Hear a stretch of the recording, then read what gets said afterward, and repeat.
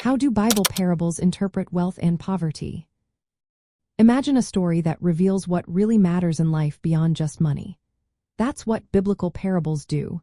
They use everyday scenes to teach spiritual lessons about wealth and poverty. These stories show us that wealth and poverty are more than just how much money someone has. They reflected our trust, priorities, and heart attitude toward God. Parables often highlight that wealth itself isn't evil, nor is poverty a sign of virtue. Instead, they focus on how we handle what we have and what our attitude is toward money and possessions. For example, the parable of the rich fool tells us not to store up treasures for ourselves and forget about our spiritual life. The rich man in the story is called a fool because he only cares about his wealth and ignores his soul and others' needs. It teaches that life's true value isn't in how much we accumulate but in our relationship with God and our generosity. Then there's the story of Zacchaeus, a wealthy man who decides to give half of his possessions to the poor after meeting Jesus. Jesus says salvation has come to his house, showing that wealth can be transformed into a tool for blessing when used with a generous heart.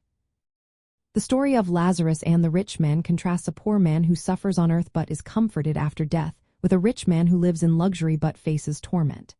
It reminds us that how we treat the poor and show compassion matters greatly in God's eyes.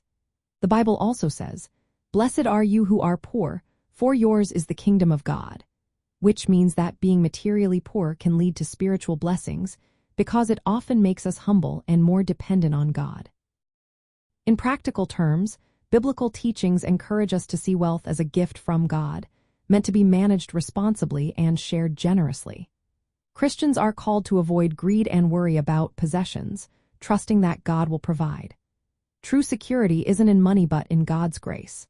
Managing money biblically involves being honest in earning, giving to those in need, and using resources wisely to reflect God's kingdom values. Overall, these parables teach us that wealth and poverty are tests of character and faith. They challenge us to be generous, trust in God's provision, and care for the poor. When we understand these stories, we see that money isn't just about material things but about our spiritual journey and how we live out our faith in everyday life.